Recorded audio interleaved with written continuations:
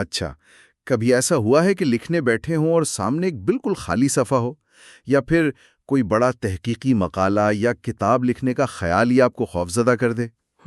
یہ تو تقریباً ہر لکھنے والے کا مسئلہ ہے۔ تو آج ہم لکھنے، سیکھنے اور یہاں تک کہ سوچنے کے ایک بالکل مختلف طریقے پر بات کریں گے۔ یہ طریقہ سونکے ایرنز کی کتاب how to take smart notes پر مبنی ہے۔ جی، اور یہاں یہ سمجھنا بہت ضروری ہے کہ یہ محض پیداواری صلاحیت بڑھانے کا کوئی ٹوٹکا نہیں ہے۔ یہ کام کے طریقہ کار میں ایک بنیادی تبدیلی ہے۔ اور اس کی بنیاد جرمنی کے ایک مشہور ماہر عمرانیات نکلاس لومن کے کام پر ہے۔ بالکل، جو حیران انگیز طور پر بہت زیادہ لکھنے والے مصنف تھے۔ لومن خود کہتے تھے کہ یہ نظام لکھنے کو آسان نہیں بناتا بلکہ ممکن بناتا ہے۔ تو آج کی اس گفتگو کا مقصد صاف ہے، ہم اس نظام کو سمجھیں گے، یہ کیسے کام کرتا ہے اور یہ اتنا مؤثر کیوں ہے۔ ہمارے ذرائع خود اس کتاب کے اقتباسات ہیں، تو آئیے سیدھا ان میں اترتے ہیں۔ ٹھیک ہے، تو مسئلے کی جڑ سے شروع کرتے ہیں۔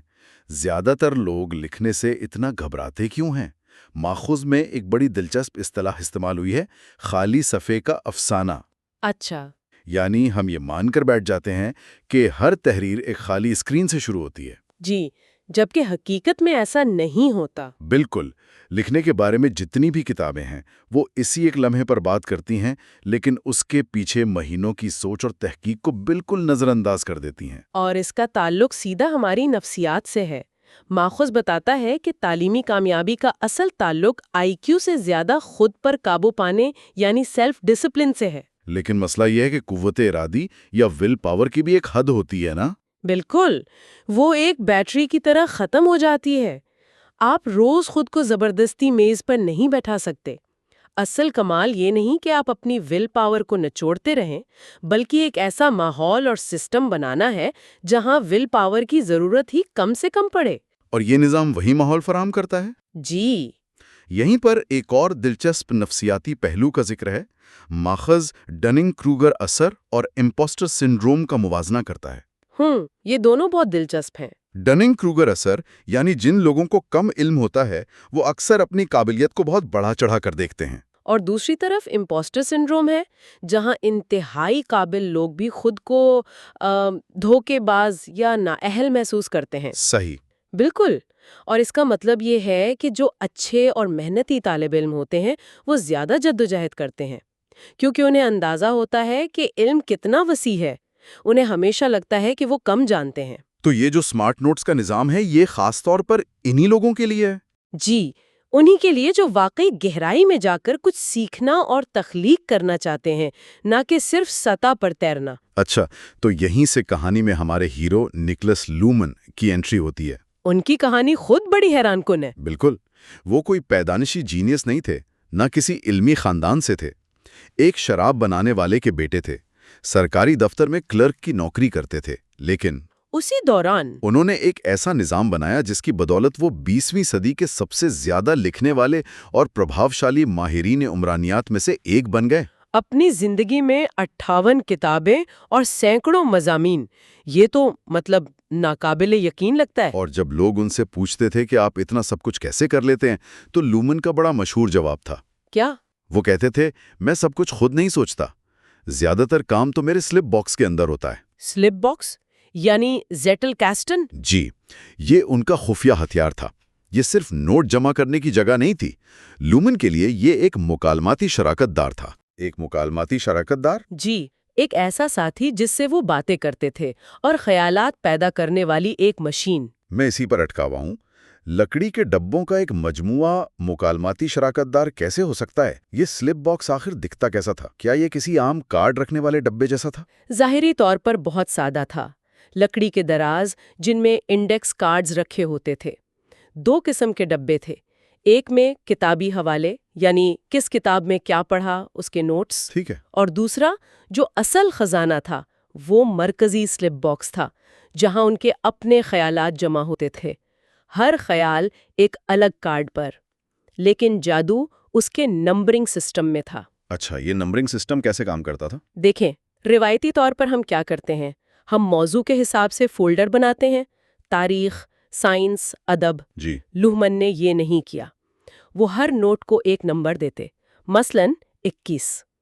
اگر اگلا نوٹ اسی خیال کو آگے بڑھاتا تو اس کا نمبر ہوتا 21، 100۔ اچھا، اگر کوئی اور خیال اس سے جڑتا تو وہ 212 ہو جاتا، اور اگر 211 سے کوئی شاخ نکلتی تو اس کا نمبر ہوتا 211A۔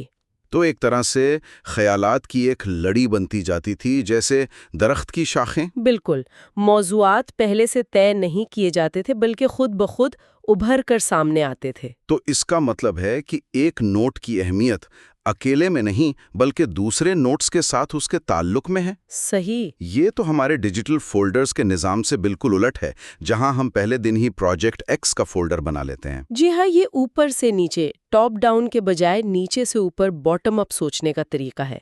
یہ ایک زندہ، بڑھتا ہوا باغ تھا، کوئی جامد لائبریری نہیں۔ یہی اس کا بنیادی اصول تھا۔ ٹھیک ہے، نظریہ تو بہت دلچسپ ہے، لیکن عملی طور پر یہ ہوتا کیسے ہے؟ فرض کریں آج میں یہ نظام اپنانا چاہتا ہوں۔ میرے ذہن میں کوئی خیال آنے سے لے کر ایک مضمون لکھنے تک کا سفر کیسا ہوگا؟ ماخذ میں اس کے 6 مرحلے بتائے گئے ہیں۔ آئیے اسے ایک مثال سے سمجھتے ہیں تاکہ بات زیادہ واضح ہو۔ فرض کریں کہ آپ کافی کی تاریخ پر ایک مضمون پڑھ رہے ہیں۔ ٹھیک ہے، مجھے کافی پسند ہے۔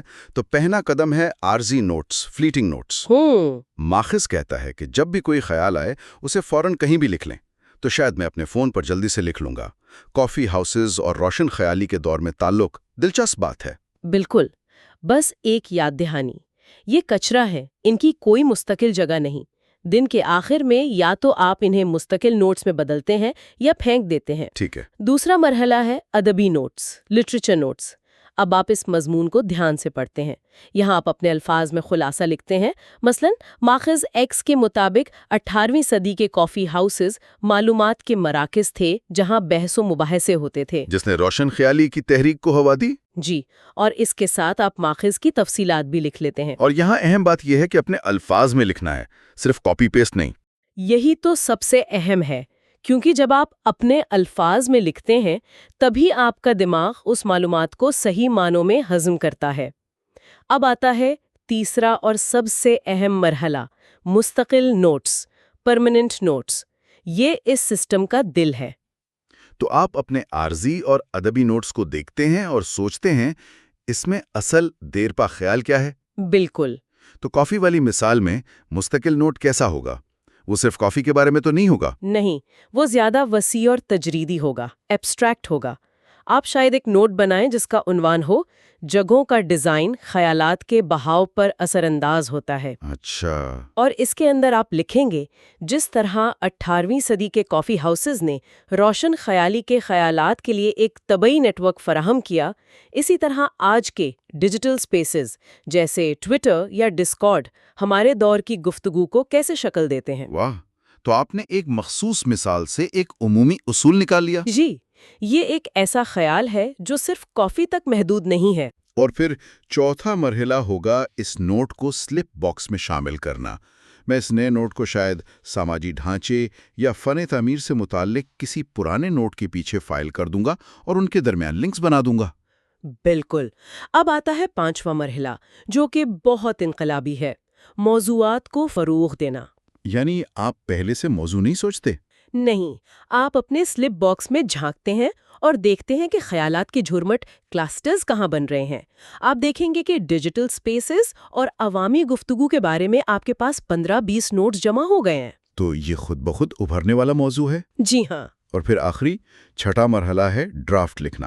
جب میرے پاس ایک موضوع پر کافی نوٹس جمع ہو جائیں تو میں ان سب کو نکال کر ایک ترتیب دوں گا، اور پھر انہیں ایک مربوط تحریر میں ڈھال دیں گے۔ لکھنے کا عمل صرف ان ٹکڑوں کو جوڑنا رہ جائے گا۔ اور یہی اس نظام کی سب سے بڑی تبدیلی ہے۔ آپ کبھی بھی خالی صفحے سے شروع نہیں کرتے۔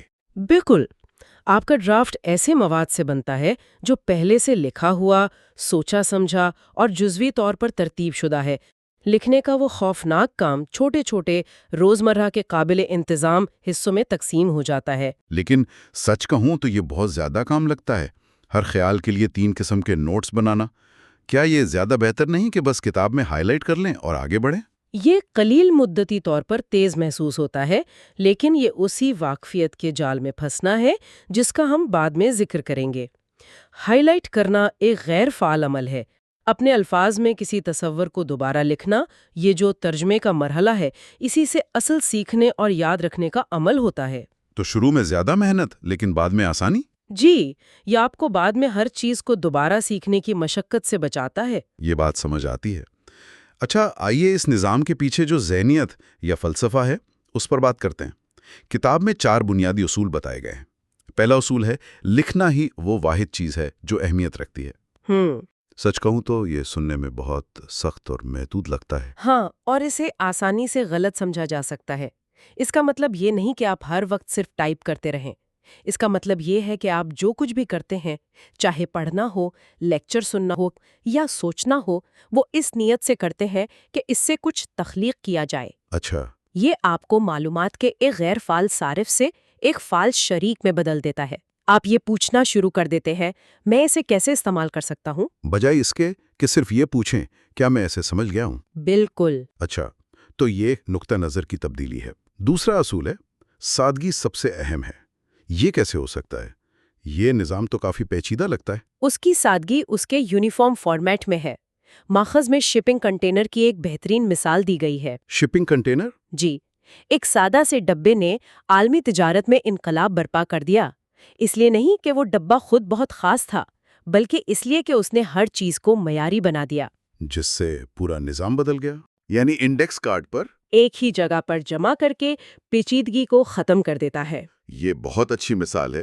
یعنی طاقت ڈبے میں نہیں بلکہ اس نظام میں ہے جو وہ ڈبہ ممکن بناتا ہے۔ بالکل، اور یہ سادگی اس بات سے بھی آتی ہے کہ آپ تینوں قسم کے نوٹس، عارضی، ادبی اور مستقل کو الگ الگ رکھتے ہیں۔ لوگ اکثر ان سب کو ایک ہی نوٹ بک میں گڑبڑ کر دیتے ہیں، جس سے الجھن پیدا ہوتی ہے۔ جی، سلپ باکس میں صرف اور صرف مستقل نوٹس ہوتے ہیں جو وقت کے ساتھ ساتھ خیالات کا ایک انمول خزانہ بن جاتے ہیں۔ تیسرا اصول براہ راست خالی صفحے کے افسانے کو چیلنج کرتا ہے، کوئی بھی صفر سے شروع نہیں کرتا۔ جی، ہم ہمیشہ موجودہ علم اور خیالات کی بنیاد پر ہی کچھ نیا بناتے ہیں، اور یہ اس بات پر زور دیتا ہے کہ لکھنا ایک سیدھا خطی عمل نہیں ہے۔ ایسا نہیں ہوتا کہ پہلے آپ موضوع طے کریں، پھر تحقیق کریں اور آخر میں لکھیں۔ سلپ باکس اس خیر خطی چکری عمل کو ایک ٹھوس شکل دیتا ہے۔